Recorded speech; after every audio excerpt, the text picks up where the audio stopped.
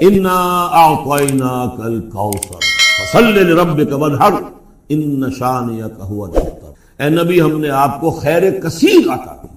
اس خیر کثیر میں یوں تو یہ کہ حوض کوثر وہ بھی اسی میں شامل ہے، لیکن یہ کہ اس پر آپ کو 25-30 قول مل جائیں گے۔ قرآن سب سے بڑا خیر کثیر ہے، بہت بڑا خیر کثیر۔ حکمت، ومن یؤت الحکمۃ فقد اوتی خیرا کثیرا، جس کو حکمت اور دانائی دے دی گئی اس کو تو خیر کثیر دے دیا گیا۔ تو ہم نے آپ کو وہ سب کچھ عطا کر دیا ہے اور بہتات کے ساتھ عطا کر دیا ہے، جو انسان کی انسانیت کے لیے، اس کے لیے یوں سمجھیے کہ ترہ امتیاز بن سکتا ہے۔ فصل لربک وانحر، پس اپنے رب کے لیے نماز پڑھا کیجئے اور نحر کیجئے، اونٹ قربان کیا کیجئے۔ یہ گویا کہ عید الاضحیٰ کا نقشہ آ گیا۔ فصل لربک، پہلے ہم نماز پڑھتے ہیں دوگانا عید الاضحیٰ، اور پھر جا کر ہم قربانی کرتے ہیں۔ وانحر ان شانئک هو الابتر، یقیناً آپ کا دشمن ہی ہے کہ جو دم کٹا ہو جائے گا۔ اس کا پس منظر یہ ہے کہ جب حضور کے ایک صاحبزادے بچپنی میں فوت ہو گئے تو کچھ جو کفار تھے مکے کے، انہوں نے بڑی خوشیاں منائی کہ ایک ہی بیٹا تھا، باقی تو ان کی بیٹیاں ہیں۔ آپ کو معلوم ہے کہ 4 بیٹیاں تھیں حضور کی صلی اللہ علیہ وسلم، لیکن یہ کہ بیٹا جو تھا وہ ایک ہی تھا، وہ اللہ نے اٹھا لیا۔ تو بڑے خوشیاں منائی گئیں کہ یہ تو اب دم کٹا جیسے ہوتا ہے، جس کا کوئی پیچھے نام نہ رہ جائے۔ بیٹیوں سے تو نام چلتا نہیں، نام تو چلتا ہے بیٹوں سے، تو اب ان کا تو کوئی تذکرہ ہی نہیں رہے گا۔ کوئی بات نہیں، جب تک یہ ہے آگے کوئی نام لینے والا نہیں۔ تو فرمایا کہ نہیں، ان کو تو کروڑوں بیٹے اللہ عطا کرے گا، کروڑوں اربوں بیٹے عطا کرے گا۔ ہاں اے نبی، آپ کا دشمن ضرور ہے کہ جس کا نام لیوا کوئی نہیں۔ پابندی، اس کے قوانین، قواعد و ضوابط کا پورا لحاظ رکھتے ہوئے یہ ہے فصل لربک، اپنے رب کے لیے نماز پڑھیے، وانحر، اور اونٹ جو ہے نحر کیجئے، اللہ کی راہ میں قربانی کرتے رہیے۔ اس دونوں الفاظ کو جوڑ کر ایک نتیجہ نکالا ہے بعض حضرات نے کہ اس سے مراد خاص طور پر بقرعید کی نماز اور اس کے بعد جو نحر کیا جاتا ہے، آ کر قربانی دی جاتی ہے، تو یہ اس سے مراد ہے۔ لیکن یہ بھی میں سمجھتا ہوں کہ صرف ایک ذوقی سی بات ہے، ورنہ جو پس منظر ہے بالکل ابتدائی زمانے کی یہ صورتیں ہیں۔ اس وقت نہ بقرعید تھی، البتہ یہ چیزیں موجود تھیں، نماز آپ کو دے دی گئی اسی وقت، اور ظاہر بات ہے کہ جب تک آپ مکے میں رہے یقیناً آپ ہر سال حج کرتے رہے۔ کیسے ممکن ہے کہ آپ حج نہ کرتے؟ جب اسی کعبے کا طواف کر رہے تھے جس میں 360 بت تھے، وہیں کھڑے ہو کر نماز پڑھتے تھے اور سجدہ کرتے تھے جہاں دائیں بائیں بت رکھے تھے، تو حج کے معاملے میں تو ایسی کوئی شے تھی بھی نہیں۔ مینا میں جانا ہے، عرفات میں جانا ہے، مزدلفہ میں، یا جو بھی ان کا باقی رہ گیا تھا، تو ہر سال آپ حج بھی کرتے ہوں گے، اور یقیناً بہت سے اونٹ آپ قربان بھی کرتے ہوں گے۔ آپ نے حجۃ الوداع میں 100 اونٹ نحر کیے ہیں، جن میں سے 63 اپنے دست مبارک سے نحر فرمایا، اور بقیہ 37 حضرت علی نے آپ کی طرف سے 100 اونٹ۔ تو اس سے اندازہ کیجئے کہ جو ابتدائی دور ہے، یہ صورتیں جب نازل ہو رہی، اس وقت تو حضور کی جو ہے مالی حالت بھی بہت اچھی تھی۔ حضرت خدیجہ متمول ترین خاتون عرب کی، وہ آپ کے حوالہ عقل میں تھی، اس اعتبار سے یقیناً اس وقت بھی آپ نحر کرتے ہوں گے۔ اور نحر جیسا کہ میں بیان کر چکا ہوں، اس دور میں غریبوں کو کھانا کھلانا، گوشت کا بانٹ دینا، وہ یہ در حقیقت ان کے ہاں سخاوت کا سب سے بڑا مظہر تھا۔ فصل لربک وانحر، تو اے نبی آپ کو شکرانے میں وہ سارا خیر کثیر جو آپ کو عطا ہوا ہے، اسی لیے دیکھیے وہ نماز تہجد جب آپ پڑھتے تھے اور اتنی طویل رکعتیں پڑھتے تھے کہ آپ کے پاؤں متورم ہو جاتے تھے، تو لوگوں نے کہا حضور آپ اپنے اوپر اتنا تشدد کیوں کر رہے ہیں؟ آپ پہ تو اول تو کوئی گناہ ہے نہیں، کوئی آپ کے مقام کے اعتبار سے اگر کسی شے کو کہا جائے کہ کوئی فروگزاشت ہے تو اللہ تعالیٰ اس کی بھی معافی کا اعلان کر چکا، تو پھر آپ کیوں مشقت جھیل رہے ہیں؟ تو جواب آپ کا کیا تھا؟ افلا اکون عبدا شکورا، تو کیا میں اپنے رب کا ایک شکر گزار بندہ نہ بنوں؟ میری یہ نماز شکرانے کی نماز ہے، میں اپنے رب کا شکر ادا کر رہا ہوں، اس نے جو مجھے خیر کثیر عطا فرمایا۔ اب جس درجے کا وہ خیر کثیر ہے اسی درجے کا شکر مجھے اپنی امکانی حد تک ادا کرنا ہے۔ تو فصل لربک وانحر یہاں شکرانے کے طور پر ہے، انا اعطیناک الکوثر فصل لربک وانحر ان شانئک هو الابتر، یقیناً جو آپ کا دشمن ہے وہی ابتر ہے۔ اس ابتر کے لفظ کی مجھے وضاحت کرنی ہوگی۔ شنا، شین، نون اور حمزہ آتا دشمنی کے لیے۔ وَلَا يَجْرِمَنَّكُمْ شَنَآنُ قَوْمٍ عَلَىٰ أَلَّا تَعْدِلُوا اعْدِلُوا هُوَ أَقْرَبُ لِلتَّقْوَىٰ، کسی دشمنی کسی قوم کی تمہیں آمادہ نہ کر دے کہ تم عدل سے راستہ جو ہے اپنا بدل لو، اور دستکش ہو جاؤ، عدل پر رہو، چاہے تمہارا دشمن ہے اس کے ساتھ بھی انصاف کرو۔ تو یہ شان یہ ہے، اس کے معنی دشمن، ان شانیہ کا ہو الابتر، یقیناً آپ کا دشمن ہی ابتر ہے۔ ابتر کے معنی کیا ہے؟ با تا را کا مادہ آتا ہے بطر، کسی شے سے کٹ جانا، خاص طور پر ایک درخت ہے، اس کی شاخ کٹ گئی، علیحدہ ہو گئی، شاخ بریدہ، ظاہر بات ہے اب اس کے لیے زندگی نہیں ہے، جب تک درخت سے جڑی ہوئی تھی اس کے لیے تر و تازگی تھی، وہ بڑھے گی، اس پر پھل بھی آتا اگر وہ آم کا درخت تھا، اب جب کٹ گئی تو اب وہ سوکھے گی، ختم ہو جائے گی، اس کے لیے کوئی تر و تازگی نہیں ہے، اس کا کوئی شاندار مستقبل نہیں ہے۔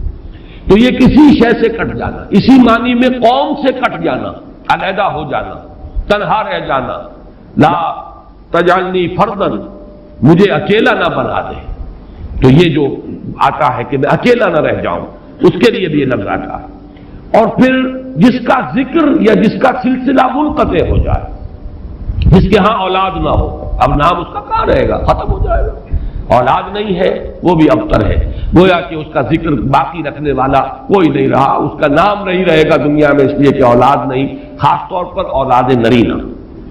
اسی طریقے سے جس جانور کی، جس چوپائے کی دم کٹی ہوئی ہے اسے ابتر کہتے تھے، دم کٹا، اس لیے کہ یہاں بھی کوئی شے کٹی ہوئی ہے اس کے جسم سے۔ تو یہ مختلف الفاظ ہیں، یہ معنی ہے اس لفظ کے ابتر کے۔ اب اس کو نوٹ کیجئے، حضور کو ابتر کہا قریش نے، کن کن معنی میں کہا اس کی تفصیل میں ابھی آپ سے سنا رہا ہوں، اور اس کا جواب دیا جا رہا ہے کہ یہ آپ کو ابتر کہہ رہے، اے نبی در حقیقت یہ ابتر ہوگی، بلکہ یہ ابتر ہے، ان شانئک ھو الابتر۔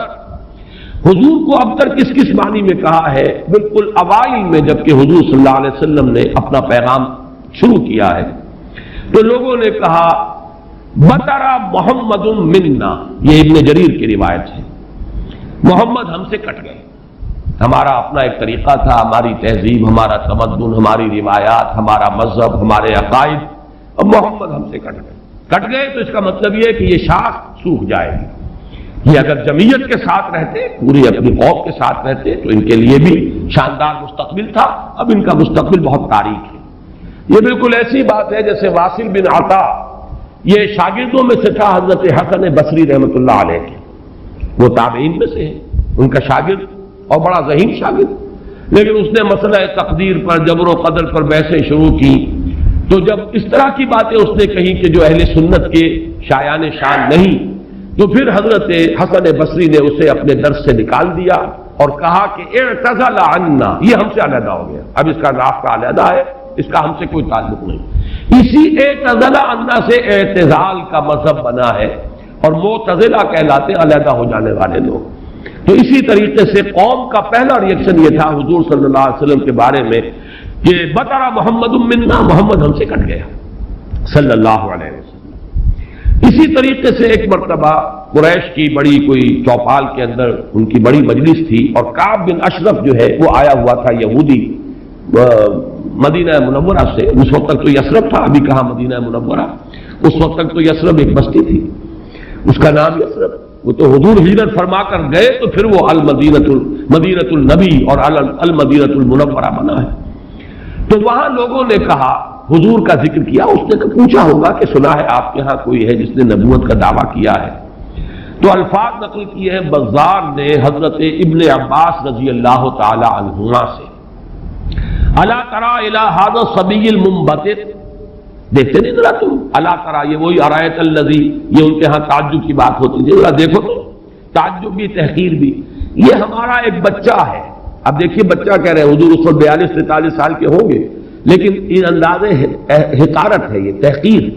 پھر یہ کہ یہ لوگ ہوں گے 60 65 70 کے، یہ بڑے چودھری بیٹھے ہوئے، تو ان کے لیے تو وہ نوجوانی کی جو عمر ہے وہ 42-43 سال، وہ بھی گویا کہ بچہ ہونے کی بات ہے۔ الا تری الی ھذا الصبی المنبتر من قومہ، جو کٹ گیا اپنی قوم سے، یزعم انہ خیر منا، اور سمجھتا یہ کہ یہ ہم سے بہتر ہے، اس کا دین ہمارے دین سے بہتر، اس کا عقیدہ توحید ہمارے عقیدہ شرک سے بہتر، وَنَحْنُ أَهْلُ الْحَجِيجِ وَأَهْلُ الصَّدَانَةِ وَأَهْلُ السِّقَايَةِ، حالانکہ ہم حاجیوں کا بندوبست کرنے والی قوم ہیں، ان کی میزبانی کرتے ہیں، انہیں پانی پلاتے ہیں، یہ جب الفاظ میں پڑھ رہا تھا آج تو مجھے وہ آیت یاد آئی سورہ توبہ کی، اجعلتم سقایۃ الحاج وعمارۃ المسجد الحرام کمن آمن باللہ والیوم الآخر وجاہد فی سبیل اللہ، اللہ پر ایمان لانا، یوم آخر پر ایمان لانا اور جہاد کرنا، یہ ہے اصل اعمال۔ یہ حاجیوں کی کوئی خدمت کر لی، پانی پلا لیا، تم نے اس کو بڑی اونچی نیکی سمجھا ہوا ہے۔ تو یہ بھی منبتر اس شخص کو کہیں گے جو کٹ گیا اپنی قوم سے۔ سب سے زیادہ تلخ انداز میں جو بات کہی گئی حضور کے بارے میں، اور ابتر کا لفظ آپ کے بارے میں استعمال ہوا، اور یہ سمجھیے کہ یہ بھی دنات اور پستی کی انتہا تھی۔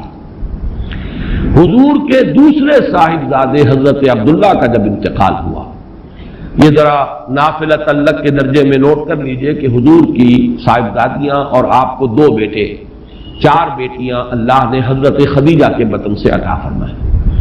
آپ کی کسی اور زوجہ سے اولاد نہیں ہوئی، صرف ایک کنیز ماریا قبطیہ کے بطن سے حضرت ابراہیم، اور وہ مدنی دور کا آخری زمانہ ہے جبکہ آپ کو وہ اللہ نے بیٹا عطا فرمایا، وہ بھی کم سنی کے اندر فوت ہو گئے حضرت ابراہیم۔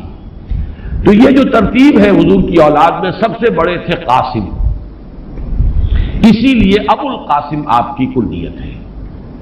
اس کے بعد حضرت زینب، اس کے بعد عبداللہ، حضرت عبداللہ حضور کے دوسرے بیٹے، اور پھر 3 بیٹیاں ام کلثوم اور فاطمہ اور رقیہ رضی اللہ تعالی عنہم وعنہن، ان سب سے اللہ تعالی راضی ہو۔ یہ آپ کی اولاد ہے۔ پہلے قاسم فوت ہو گئے تو چلیے ایک بیٹا عبداللہ ابھی آپ کے پاس تھا، جس رات ان کا بھی انتقال ہو گیا اس کے بعد چرچا ہوا محمد ابتر ہو گئے۔ چنانچہ سب سے زیادہ کمینگی کا مظاہرہ جو ہے ابو لہب نے کیا، پڑوسی تھا حضور کا۔ اب بھی آپ جاتے ہیں تو حضور کا گھر اور پھر اس کے ساتھ ہی وہ ابو لہب کا گھر جو ہے، اس کے اب تو نشان باقی رہ گئے، صرف باقی اب سب ختم ہوا، بڑے بڑے محل بن گئے ہیں ان کے آس پاس، بڑی عمارتیں بن گئی ہیں۔ ابو لہب دوڑا دوڑا گیا ہے اسی شب، ادھر انتقال ہوا ہے عبداللہ کا، اور وہ دوڑا ہوا گیا، اس نے جا کے خوشخبری دی، بطر محمد اللیلہ، آج کی رات محمد کی جڑ کٹ گئی، محمد ابتر ہو گیا صلی اللہ علیہ وسلم۔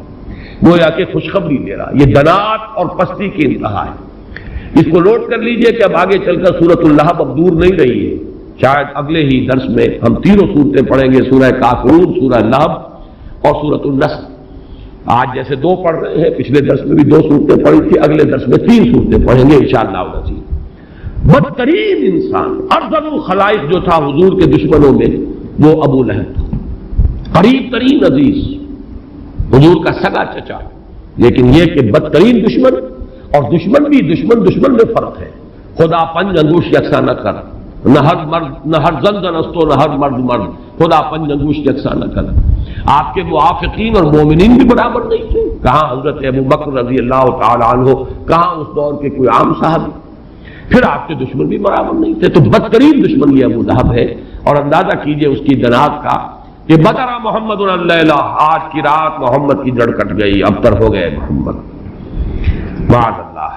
یہی لفظ کہے تھے پھر عاص ابن وائل سہمی، جو آپ کے دشمنوں میں سے، مخالفین میں سے بہت بڑا چودھری تھا، ان محمد ابتر، اب تو محمد ابتر ہو گئے، ان کی جڑ کٹ گئی۔ لا ابن لہ یقوم مقامہ بعدہ، اب ان کا کوئی بیٹا رہا ہی نہیں کہ جو ان کی جگہ، ان کے مقام پر، ان کی جگہ پر کھڑا ہو، جانشین بنے، ان کے مشن کو آگے لے کر چلے۔ فَإِذَا مَاتَ انقطع ذِكْرَهُ، جب محمد فوت ہو جائیں گے تو ان کا ذکر بھی منقطع ہو جائے گا۔ یہ وہ ابتر کا مفہوم جس کا کہ تقابل ہم کریں گے، اِنَّا وَرَفَعْنَا لَكَ ذِكْرَكَ، وہ کہہ رہے تھے کہ ذکر منقطع ہو جائے گا، اور سورۃ الانشراح میں اللہ کی طرف سے نوید آئی، وَرَفَعْنَا لَكَ ذِكْرَكَ، ہم نے تو آپ کا ذکر بہت بلند کر دیا۔ تو یہ ہے اِنَّ شَانِئَكَ هُوَ الْأَبْتَرُ، اے نبی آپ ابتر نہیں ہوں گے، آپ کو تو ہم نے خیر کثیر عطا فرمایا، آپ کا ذکر بلند کیا، آپ کی مانوی اولاد، آپ کی امت، کتنے بڑے بڑے اولیاء اللہ، صوفیاء، اہل اللہ، اتقیاء، صلحاء، مجددین، علماء، جن کے بارے میں علماء امتی کا انبیاء بنی اسرائیل، وہ سب آپ کی مانوی اولاد۔ پھر آپ کی صاحبزادی حضرت فاطمہ سے جو اولاد چلے گی، اس کا جو مقام و مرتبہ دنیا میں ہوگا، تو آپ ابتر نہیں ہیں معاذ اللہ۔ جیسے سورہ نون کے شروع میں فرمایا، نون والقلم وما یسطرون ما انت بنعمت ربک بمجنون، اور کچھ ہی دنوں کے بعد دیکھ لیں گے کہ کون مجنون تھا، محمد مجنون تھے معاذ اللہ، یا ابو جہل مجنون تھا اور پاگل ہو گیا تھا، اس کی مت ماری گئی تھی۔ فَسَتَنظُرُ وَيَنظُرُونَ بِأَيِّكُمُ الْمَفْتُونُ، یہ میں بھول رہا ہوں آیت، آپ بھی دیکھ لیں گے اور یہ بھی دیکھ لیں گے کہ کون تھا جو کہ بچل گیا تھا اور جس کی مت ماری گئی تھی۔ اسی طرح یہاں فرمایا اِنَّ شَانِئَكَ هُوَ الْأَبْتَرُ۔ درس تو مکمل ہوا، اب ذرا بعض زمینیں ہیں ان کو چونکہ آئندہ کے درس سے بھی تعلق ہے، اور جیسے میں نے مولانا فراہی رحمۃ اللہ علیہ کے بارے میں اپنے پچھلے درس میں کچھ عرض کیا تھا کہ اگرچہ ان کا بہت اونچا مقام ہے میری نگاہ میں، لیکن وہ سائنٹیفک ریشنلزم سر سید کی صحبت کی وجہ سے اور ان کے زیر اثر آنے کی وجہ سے کسی نہ کسی درجے میں متاثر ہو گئے تھے، جو سورہ فیل میں انہوں نے تمام جو مفسرین اور تمام معصور جو تفسیر ہے اس کو چھوڑ کر ایک علیحدہ رائے اختیار کی۔ اسی طرح چند باتیں آج میں عرض کرنا چاہتا ہوں۔ ایک تو یہ جو صورتیں اس وقت ہم پڑھ رہے ہیں، ان میں سے تقریباً تمام صورتوں کے بارے میں مکی اور مدنی ہونے کا اختلاف موجود ہے، حالانکہ اکثر و بیشتر کے نزدیک اجماع امت اور اجماع مفسرین کے نزدیک یہ ساری صورتیں جو ابھی تک ہم نے پڑھی ہیں یہ مکی ہے، لیکن مدنی کی روایات بھی موجود ہیں۔ خاص طور پر اس سورہ مبارکہ کے بارے میں تو ایک ایسی روایت ہے جو مسلم شریف میں بھی ہے، مسند احمد میں بھی ہے، سنن ابی داؤد میں بھی ہے، سنن نسائی میں بھی ہے، اور حضرت انس رضی اللہ تعالی عنہ سے مروی ہے۔ حضرت انس حضور کے خادم خاص رہے مدنی دور میں۔ اب ظاہر بات ہے وہ واقعہ بیان کر رہے ہیں۔ وہ کہتے ہیں کہ ایک روز حضور ہمارے مابین تشریف فرما تھے اور کچھ گفتگو ہو رہی تھی، اچانک کچھ آپ کو ایک خاص اونگ کی سی کیفیت آپ پر طاری ہوئی، یعنی آپ نے آنکھیں بند کی اور اس کے بعد آپ نے آنکھیں کھولی تو آپ کے چہرے پر مسکراہٹ تھی، تبسم تھا۔ آپ نے پوچھا کس بات پر؟ آپ نے فرمایا کہ مجھ پر سورت نازل ہوئی ہے، اور پھر بسم اللہ پڑھ کر آپ نے انا اعطیناک الکوثر فصل لربک وانحر ان شانئک هو الابتر یہ سورہ مبارکہ سنائی۔ اب یہ روایت اتنی قوی ہے کہ اس کی بنا پر کچھ حضرات کی رائے ہے، اکرمہ اور مجاہد اور قتادہ، اور اس کو امام مسلم نے بھی تسلیم کیا، اور الاتقان میں امام سیوطی نے بھی اسے مدنی صورت قرار دیا، جبکہ حضرت ابن مردویہ سے یہ مروی ہے کہ ابن عباس، عائشہ اور ابن زبیر رضی اللہ تعالی عنہم یہ سب کے سب اسے مکی قرار دیتے ہیں، اور جمہور مفسرین نے اسے مکی قرار دیا ہے۔ میں نے خاص طور پر آج بات اس لیے بیان کی ہے کہ ان چھوٹی صورتوں کے بارے میں اکثر و بیشتر کے بارے میں اختلاف ہے، نمبر ایک۔ نمبر دو یہ کہ اصل میں اس میں جو تعویل ہو جاتی ہے، اور بہت سی صورتوں کے بارے میں کہا گیا یہ 2 دفعہ نازل ہوئی، سورہ اخلاص مکے میں بھی نازل ہوئی، مدینے میں بھی نازل ہوئی، فلاں سورت مکے میں بھی نازل ہوئی، مدینے میں بھی نازل ہوئی۔ یہ دو دفعہ کے نزول کا مطلب کیا ہے؟ ہوتا یہ تھا کہ قرآن مجید ظاہر بات ہے کہ اس طریقے سے مصحف کی شکل میں تو موجود تھا ہی نہیں، کسی کچھ صورتیں یاد ہیں، کسی کو کچھ صورتیں یاد ہیں، ابھی پورا قرآن نازل بھی نہیں ہوا۔ یہ تو یوں سمجھیے کہ مدنی کے دور کے بھی انتہا پر جا کر پورا قرآن بنے گا، تو وہ اتنا چرچا نہیں تھا لوگوں کے مابین۔ اور وہ صورتیں کہ جو مکی دور میں نازل ہوئی تھی، جب وہ حالات و واقعات ایسے ہوتے تھے مدنی دور میں بھی کہ جن پر ان صورتوں کے مضامین کا انطباق ہوتا تھا، تو حضور اس وقت جب پڑھتے تھے تو لوگ یہ سمجھتے تھے یہ ابھی نازل ہوئی، حالانکہ وہ اصل میں مکے کے دور میں نازل ہو چکی۔ لیکن یہ کہ جیسے کہ انطباق ایسا ہو جاتا ہے، وہ واقعہ بہت ہی مشہور ہے کہ سورہ آل عمران میں وہ آیت موجود ہے وما محمد الا رسول قد خلت من قبلہ الرسل افإن مات أو قتل انقلبتم على أعقابكم۔ لیکن جب حضور کا انتقال ہوا ہے اور حضرت عمر پر ایک جذباتی کیفیت طاری ہوئی اور تلوار کھینچ کر آپ بیٹھ گئے کہ جو کہے گا کہ محمد کا انتقال ہو گیا اس کی گردن اڑا دوں گا، پھر حضرت ابو بکر آئے، سیدھے گئے حجرہ عائشہ میں۔ حضرت عائشہ ان کی اپنی صاحبزادی ہے، وہاں تو کوئی حجاب نہیں، پردہ نہیں، حضور کا جسد مبارک وہاں تھا اور چادر پڑی ہوئی تھی اوپر، چادر ہٹائی پیشانی پر، پیشانی مبارک پر بوسہ دیا۔ آپ نے وہاں الفاظ بھی کہے کہ اللہ آپ پر 2 موتیں جمع نہیں کہے گا، بس یہ موت تھی جو آ گئی، اب تو حیات ہی حیات اور حیات طیبہ ہے۔ باہر آ کر اب آپ نے خطبہ دیا، من کان یعبد محمدا فإن محمدا قد مات ومن کان یعبد اللہ فإن اللہ حی لا یموت۔ جو کوئی محمد کو پوجتا تھا وہ سن لے کہ محمد کا انتقال ہو گیا، اور جو کوئی پجاری تھا اللہ کا، پوجنے والا اللہ کو، وہ جان لے کہ اللہ تو زندہ ہے جس پر کبھی موت طاری نہیں ہوئی۔ پھر آیت پڑھی وما محمد الا رسول قد خلت من قبلہ الرسل۔ حضرت عمر فرماتے مجھے ایسے محسوس ہوا جیسے یہ آیت اسی وقت نازل ہوئی۔ یہ جو کیفیت ہوتی ہے کہ آیات کا جب مضامین کے اعتبار سے انطباق ہوتا تھا مدنی دور کے مختلف واقعات پر، تو صحابہ یہ سمجھ لیتے تھے بات کہ شاید یہ صورت ابھی نازل ہوئی ہے، حالانکہ وہ صورت مکی دور کی نازل شدہ صورتوں میں سے۔ یہ میں نے خاص طور پر آج یہ ضمیمہ اپنے درس کا اس لیے بیان کر دیا ہے کہ اگلے درس میں ایک بڑی اہم بحث آئے گی سورۃ النصر کے زمانہ نزول کے بارے میں۔ میری رائے چونکہ اس کے بارے میں نے کافی غور و خوض کیا ہے، اور جس رائے پر میرا دل ٹھکا ہے وہ عام جو تفاسیر میں رائے ہے اس سے مختلف ہے، اس لیے میں نے یہ پورا مضمون آج تمہیداً بیان کر دیا کہ خود اس سورہ مبارکہ کے بارے میں مسند احمد ابن حنبل، صحیح مسلم اور سنن ابی داؤد اور سنن نسائی کی روایت کے برعکس جمہور مفسرین نے، ان کے نزدیک اس روایت کی روح سے یہ مدنی ہے، لیکن جمہور مفسرین نے اس کو مکی قرار دیا ہے۔ تو گویا کہ اس میں رائے قائم کرنے کا موقع ہے، امکان ہے، اور انسان جو ہے مضمون کی دلالت کے اعتبار سے مضمون کیا ہے صورت کا کوئی نہ کوئی رائے قائم کر سکتا ہے۔ اب دوسری بات میں عرض کر رہا ہوں، آج میں نے تذکرہ کیا تھا اور وہ میں نے جیسے کہ پچھلی مرتبہ عرض کیا تھا، اب یہ مصحف کا درس، قرآن مجید کا درس مسلسل اب ختم ہوا چاہتا ہے۔ میں سمجھتا ہوں کہ 2 نہیں تو میکسیمم 3 نشستوں میں ہم پہنچ جائیں گے اختتام تک مصحف کے۔ تو چند باتیں میں اپنے اس درس میں ریکارڈ کرا رہا ہوں تاکہ کچھ پتہ نہیں دوبارہ پھر یہ کہیں درس جو ہے شروع ہو تو زندگی میں کتنی مہلت ملے، کہاں تک میں پہنچ پاؤں۔ تو چند باتیں جو ہے وہ افادہ عام کے لیے میں چاہتا ہوں کہ ابھی وہ نوٹ ہو جائیں، رجسٹرڈ ہو جائیں اور وہ ریکارڈ ہو جائیں۔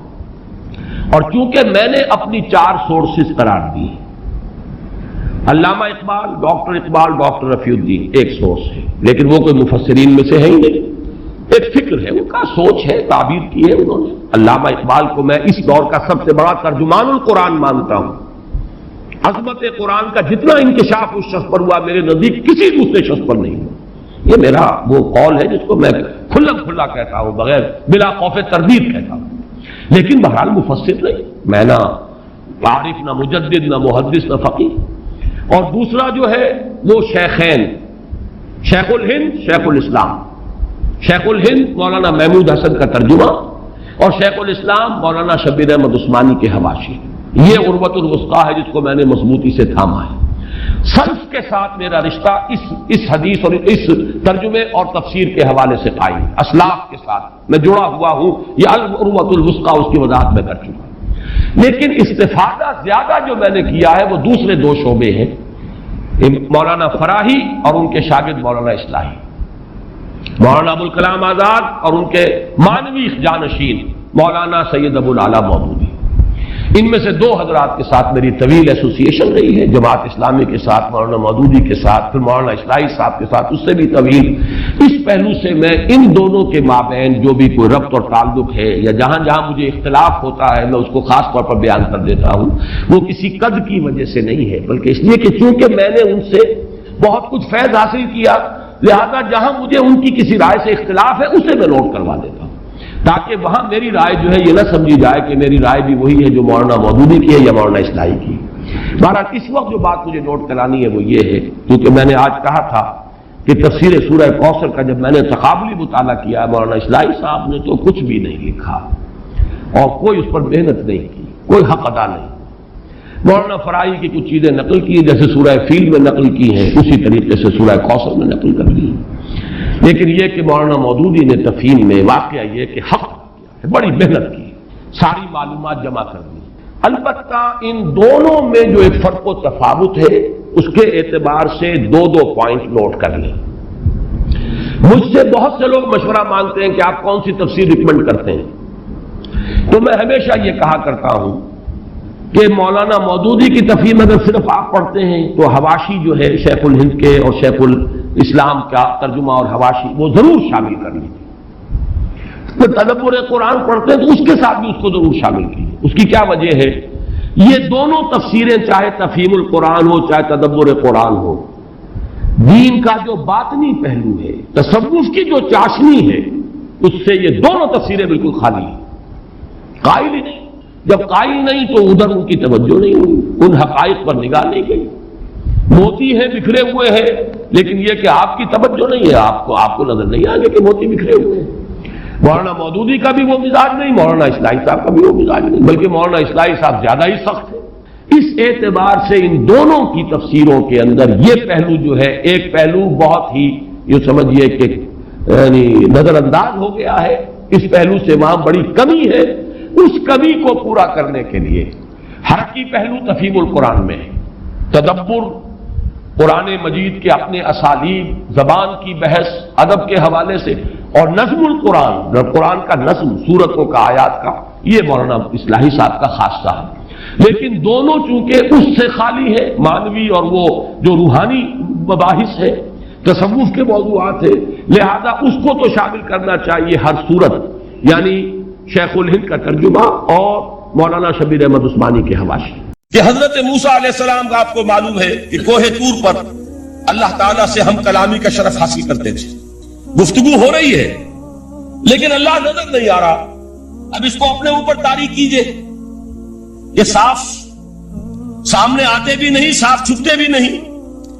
یہ جو صورتحال تھی کہ اگر کسی کی آپ آواز سن رہے ہیں، کلام سن رہے، سامنے نہیں آ رہا، تو آپ کے دل میں خواہش پیدا ہوگی کہ ذرا سے یہ پردہ بھی اٹھا دیا جائے، مجھے دیدار بھی حاصل ہو جائے۔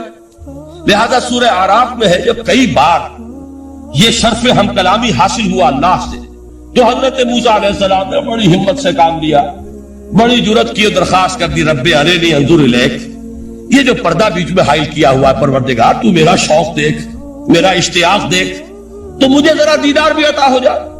اس پر کیا بات کہی گئی؟ لن ترانی، موسیٰ تم مجھے ہرگز نہیں دیکھ سکتے، تم اس جسد ظاہری کے ساتھ، اس جسد مادی کے ساتھ، ان عنصری آنکھوں سے میرا دیدار نہیں کر سکتے۔ ولیکن انظر الی الجبل، دیکھو ہم تمہیں ایک مثال دیے دیتے ہیں، ذرا اس پہاڑ کی طرف دیکھو، ہم اپنی ایک تجلی اس پر ڈالیں گے۔ فَإِنِ اسْتَقَرَّ مَكَانَهُ فَسَوْفَ تَرَانِي، اگر وہ پہاڑ ہماری تجلی کو جھیل جائے، تحمل کر لے، تو تم بھی سوچنا کہ شاید ہمیں دیکھ سکو۔ اس کے بعد ہوا کیا؟ فَلَمَّا تَجَلَّى رَبُّهُ لِلْجَبَلِ جَعَلَهُ دَكًّا وَخَرَّ مُوسَىٰ صَعِقًا، جب اللہ تعالیٰ نے پہاڑ پر اپنی ایک تجلی ڈالی تو وہ پہاڑ جو ہے پھٹ گئے، اور موسیٰ، اب دیکھیے براہ راست تجلی موسیٰ پر نہیں ہے، یہ انڈائریکٹ مشاہدہ ہے تجلی ربانی کا کہ جو پہاڑ پر ہوئی ہے، اور پہاڑ کی جو کیفیت ہوئی ہے اس کے مشاہدے سے حضرت موسیٰ بے ہوش ہو کر گئے۔ وَصَعِقَ مُوسَىٰ خَرَّ مُوسَىٰ صَعِقًا، یہ ہے وہ مثال جو یہاں دی ہے قرآن کے لیے۔ لَوْ أَنزَلْنَا هَذَا الْقُرْآنَ عَلَىٰ جَبَلٍ لَرَأَيْتَهُ خَاشِعًا مُتَصَدِّعًا مِنْ خَشْيَةِ اللَّهِ، نتیجہ کیا نکلا؟ انفر کیجئے، استدلال، استنتاج، نتیجہ یہ نکلا کہ جو تاثیر تجلی ذات ربانی کی ہے وہی تاثیر کلام ربانی کی ہے، صرف یہ ہے کہ ہمیں اس کا شعور نہیں، ہمیں اس کا ادراک نہیں۔ یہ بالکل ذات کی تجلی کی جو تاثیر تھی وہی قرآن خود بیان کر رہا ہے کہ اس کلام ربانی کی بھی۔ اس کو بھی علامہ اقبال نے خوب کہا ہے، فاش گویم آنچ در دل مزمرست، صاف کہہ دیتا ہوں جو کچھ میرے دل میں ہے، این کتابیں نیست چیزیں دیگر است، اسے کتاب نہ سمجھ بیٹھنا قرآن کو، یہ کتاب نہیں ہے، کچھ اور ہے۔ کچھ اور کیا ہے؟ مثل حق پنہاؤ ہم پیداستو، زندہ پائندہ گویاستو، یہ تو جیسے اللہ تعالیٰ کی ذات ہے، مثل حق، ذات حق سبحانہ و تعالیٰ کی طرح یہ زندہ ہے، پائندہ ہے۔ مثل حق، پائندہ گویاستو، یہ جو ہے زندہ ہے، یہ متکلم ہے، کلام نہیں ہے۔ کل صفات ربانیہ جو ہے ظاہر اور باطن، مثل حق پنہا، ظاہر و پنہا، اور حی و قیوم جیسے اللہ کی ذات ہے، وہی صفات اس کلام کی ہے۔ اور اس کے بعد وہ شعر آیا تھا جو میں پہلے سنا چکا ہوں، چوں بجاں در رفت جاں دیگر شود، جب یہ قرآن کسی انسان کے اندر سرایت کر جاتا ہے، اس کے دل پر نازل ہوتا ہے۔ لیکن یہ الفاظ آپ کو کہیں اور نہیں ملیں گے۔ میرے نزدیک جہاں علامہ اقبال اس دور میں قرآن کی عظمت کا سب سے بڑا ثبوت ہے، وہاں عظمت قرآنی کے سب سے زیادہ واقف اور اس کا سب سے زیادہ شعور رکھنے والے بھی علامہ اقبال۔ یہ الفاظ آپ کو کہیں نہیں مل سکیں گے کہ مثل حق پنہاؤ ہم پیداستو، زندہ و بائندہ و گویاست تو چون بجاں در رفت جہاں دیگر شود جہاں چو دیگر شد جہاں دیگر شود. جب یہ انسانوں کے اندر سرایت کر جاتا ہے ان کے اندر ایک انقلاب آ جاتا ہے اور یہ اندر کا انقلاب ہے جو ایک عالمی انقلاب کا پیش خیمہ بنتا ہے. آپ آرڈیننس کے ذریعے سے نمازیں پڑھوائیں گے تو پھر نماز وہی پڑھی جائے گی جو آفس ٹائم میں آئے گی. باقی اور کیوں پڑھیں گے؟ وہ تو آرڈیننس کے ذریعے سے پڑھائی جا رہی ہے. اس کا حشر تو وہ ہوگا جو ہمارے ہاں دیکھا جا چکا ہے. اور اس وقت بھی اس زمانے میں نے یہ سنا ایک جگہ کہ کلاس 4 امپلائیز جو ہیں وہ شروع میں جب آرڈیننس نافذ ہوا تھا ہمارے ہاں تو دفتروں میں بڑا اہتمام ہوا. آفیسرز نے خاص طور پر بڑے اہتمام سے ظہر کی نماز پڑھنی شروع کی. لیکن مجھے بتایا گیا کہ کلاس 4 امپلائیز جو ہیں ہمارے یہ ڈرائیورز ہیں پی اینز ہیں یہ کھڑے ہنستے رہتے ہیں شریک نہیں ہوتے. میں نے ان سے کہا وہ اس لیے کہ انہیں معلوم ہے کہ آپ بھی تو یہی پڑھ رہے ہیں صرف نماز. باقی آپ کے ڈرائیور سے اور آپ کے خانسامہ سے یہ بات چھپی ہوئی نہیں ہے کہ اثر آپ نے بھی نہیں پڑھنی. یہ صرف زور ہے جو آپ پڑھ رہے ہیں. تو یہ اصل میں اندر کا انقلاب جب تک نہ آئے باہر کا ٹھوسا ہوا انقلاب وہ تو جب پریشر ہٹ جائے گا تبدیلی ختم ہو جائے گا. چوں بجاں در رفت جہاں دیگر شود اندر انقلاب آئے. جب اندر تبدیلی ہو جائے گی اب انسان کا پورا وجود بدلے گا. پھر اس کے اندر سے تبدیلی جو ہے وہ ابھرے گی. اسے کسی خارجی دباؤ کی ضرورت نہیں ہوگی. جہاں تو دیگر شد جہاں دیگر شود. اور جب انسانی شخصیتوں کے اندر یہ انقلاب اندر سے آتا ہے تو پھر وہ عالمی انقلاب بنتا ہے. جیسے کہ محمد رسول اللہ کا انقلاب. واقعہ یہ ہے کہ اگر جوش کانسپیریسی عبداللہ ابن سبا کی سازش اگر کامیاب نہ ہو گئی ہوتی اور مسلمانوں کے اندر آپس کا اختلاف اور سر پھٹول نہ ہو جاتا جو حضرت عثمان کی شہادت پھر حضرت علی کی شہادت رضی اللہ تعالی عنہما اور حضرت علی کی دوران خلافت یہ آپس کے جو جنگیں ہوئی جنگ جمل جنگ صفین جنگ نہروان اگر یہ نہ ہوئی ہوتی تو جس سپیڈ کے ساتھ اور رفتار کے ساتھ انقلاب محمدی کی توسیع ہو رہی تھی علی صاحب الصلاۃ والسلام کوئی طاقت دنیا میں نہیں تھی. اقبال نے اس کا بھی نقشہ کھینچا ہے کہ تھمتا نہ تھا کسی سے سیل رواں ہمارا. وہ سیل رواں تھا کوئی روکنے والا نہیں تھا. انٹرنل سیبوٹاج وہ ہے کہ جس نے اس انقلاب کا راستہ روکا. تو واقعہ یہ ہے کہ وہ اندرونی انقلاب حضور نے برپا کیا قرآن کے ذریعے صحابہ میں. اندر سے جو انقلاب تھا اس نے عرب میں ایک انقلاب کی شکل اختیار کی. اور یہ انقلاب جو ہے اتنی اپنے اندر قوت رکھتا تھا اتنی پوٹینشیلٹی تھی اس کی کہ وہ 20 برس کے اندر کہاں آکسس دریائے جیہو کہاں اٹلانٹک. تصور تو کی تاریخ میں اس سے پہلے اتنی بڑی کوئی مملکت قائم ہوئی نہیں. کہاں یمن اور کہاں ایشیا کوچک ایشیا مائنر ٹرکی یہاں سے وہاں اور وہاں سے یہاں اتنی عظیم مملکت حضرت عثمان رضی اللہ تعالیٰ عنہ کے خلافت میں ہو چکی تھی. یہ بات اگر یہ چلتا معاملہ آگے تو کوئی قوت اب نہیں رہی تھی. سلطنت روما ختم ہو چکی تھی سلطنت کسرا ختم ہو چکی تھی فرشتے اڑ گئے تھے. اب کون سی طاقت رہ گئی تھی جو سیلاب کا راستہ روکتی. یہ وہ یہودی سازش ہے جس نے اندر سے سیبوٹاج کیا. بہرحال یہ ہے انقلاب محمدی کا طریقہ اندر سے تبدیلی. اسی کو علامہ اقبال نے کہا ہے تیرے ضمیر پہ جب تک نہ ہو نزول کتاب گرہ کشا ہے نہ راضی نہ صاحب کشاف. یہ قرآن اب بھی تم ایسے محسوس کرو کہ جیسے تمہارے دل پر نازل ہو رہا ہے. اور مجھے یاد آیا امام ابن قیم رحمت اللہ علیہ ان کا ایک بڑا پیارا جملہ ہے. وہ کہتے ہیں قرآن کے بعض پڑھنے والے ایسے ہیں کہ جب وہ قرآن کو پڑھتے ہیں تو یوں محسوس کرتے ہیں کہ قرآن مصحف میں لکھا ہوا نہیں ہے ان کے اپنے دل کے اوپر کندہ ہے دل کے اوپر سے پڑھ رہے ہیں. یعنی اتنی کامل مطابقت وہ محسوس کرتے ہیں اپنی فطرت ہیومن نیچر اور قرآن کے اندر اتنی مطابقت ہے. اس طرح وہ ٹیلی کرتے ہیں ایک دوسرے کے ساتھ کہ محسوس ہوتا ہے کہ وہ کتاب ان صفحات میں لکھی ہوئی نہیں ہے بلکہ لوح قلب پر لکھی ہوئی ہے کہ جہاں سے وہ انسان اسے پڑھ رہا. تو پہلی بات تو قرآن مجید کی آیت کے حوالے سے اس پہلو سے ہمارے سامنے آئی کہ جو تاثیر ہے ذات ربانی کی تجلی کی وہی تاثیر ہے اس قرآن مجید کی بشرطے کہ ہمارے دل جو ہے وہ کچھ اپنے اندر اس استعداد اور صلاحیت کو پیدا کرے. دوسرا مقام ہے سورہ یونس کا. اب کسی کلام کی عظمت کا دوسرا پہلو ہو سکتا ہے اس کی افادیت کے اعتبار سے. اس سے فائدہ کیا ہوگا نوع انسانی کے لیے. دیکھیے 2 آیات یہ عظیم خزانے ہیں عظمت قرآن کے. سورہ یونس میں یا ایھا الناس اے لوگو قد جاءتکم موعظۃ من ربکم وشفاء لما فی الصدور وہدی ورحمۃ للمؤمنین. 4 الفاظ نوٹ کر لیجیے.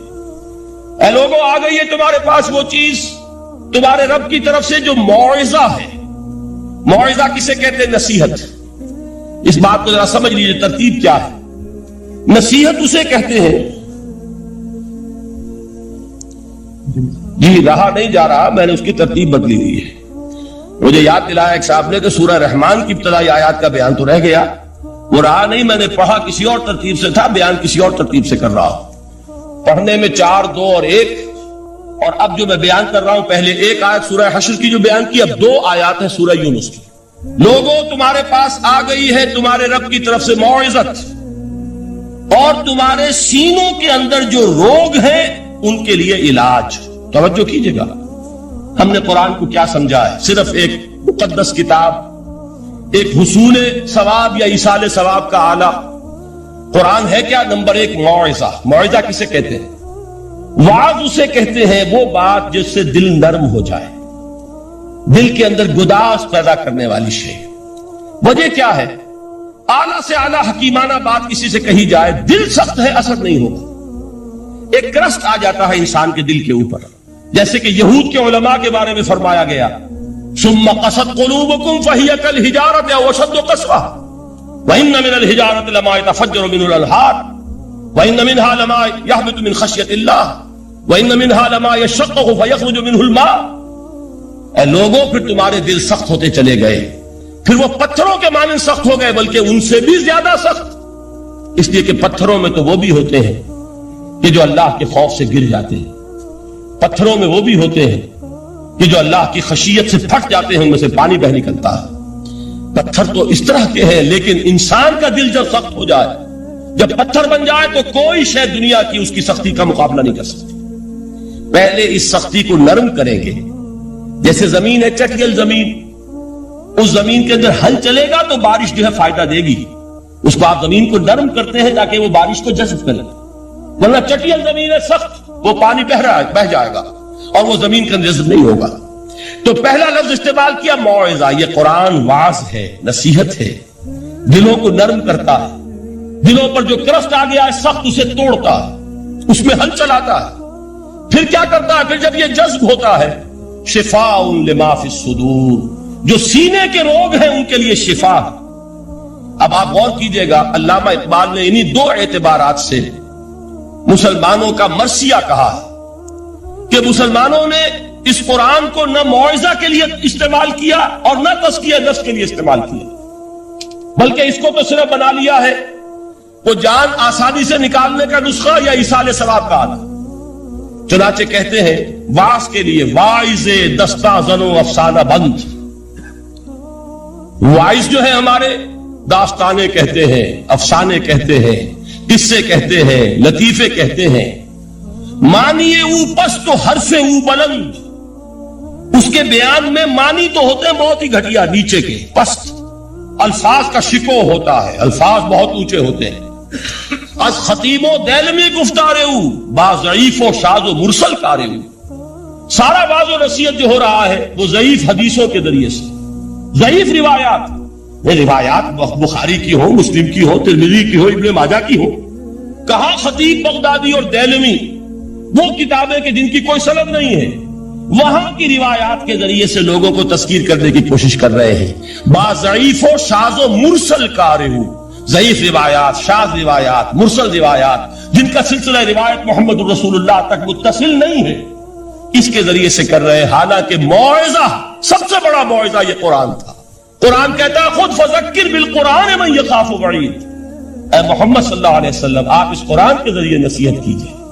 یہ قرآن ہے جو دلوں کی سختی کو ختم کرے گا، گداز پیدا کرے گا. دوسری طرف علامہ اقبال کیا کہتے ہیں کہ جہاں تک ہمارے ہاں جو بھی تصوف کے معروف حلقے ہیں، صوفیاء حق کی بات نہیں کہہ رہا، وہاں قوالی ہو رہی ہوگی تو حال آ جائے گا. صوفی پشمینہ پوشے حال مست، از شراب نغمہ قوال مست.